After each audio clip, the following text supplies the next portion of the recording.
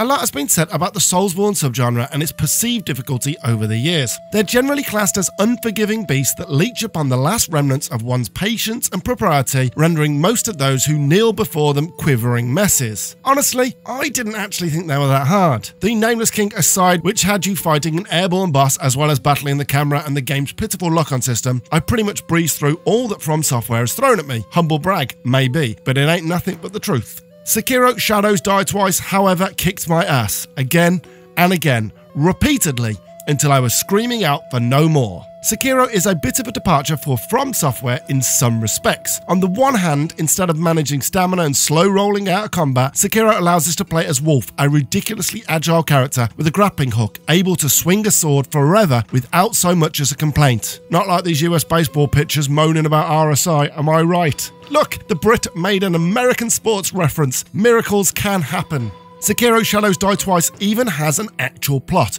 one with well-built characters who have personalities and real-life flaws, some fancy cutscenes, and a story that is delivered to you, rather than buried in some description of an item that's easier to miss than the deserts miss the rain.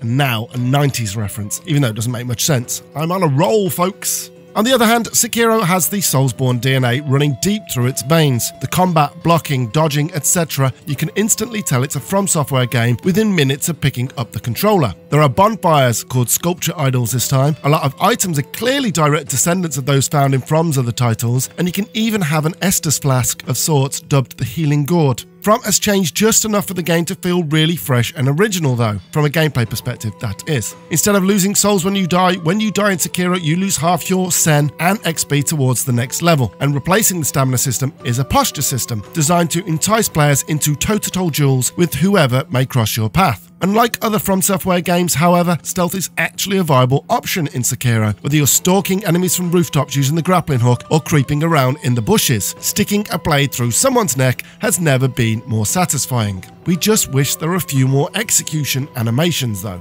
Sekiro Shadows Die Twice weirdly might be the best rhythm action game that actually exists because of the way the combat works in tandem with the posture system. You're actually encouraged to get in there and start wailing on an opponent, and when the tide of the battle turns and you're on the defensive, timing that parry is almost akin to finding the groove in a musical beat. It's the key to being successful during combat. If Dark Souls was about the blocking and Bloodborne was about the dodging, Sekiro is all about the parrying, the swordplay, the clink of sparking metal on metal. It is beautiful.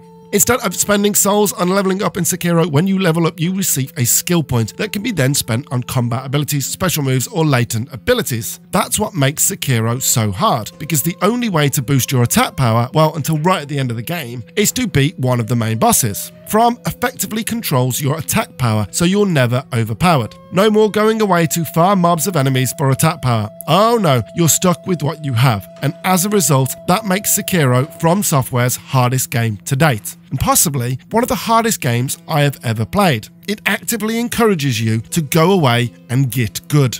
Could you argue that Sekiro is too hard? Well, absolutely not. The argument about whether a game is too hard comes down to fairness. Is Sekiro fair?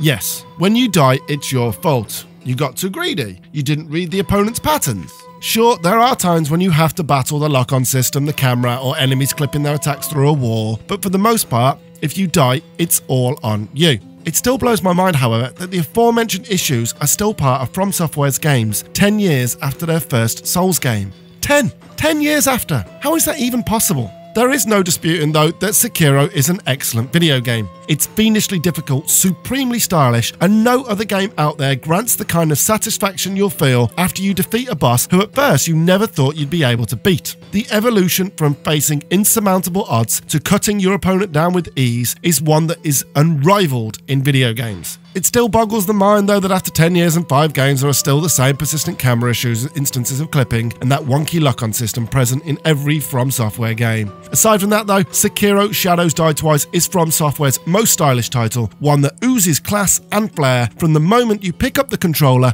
to the moment you embed that very same controller into the drywall.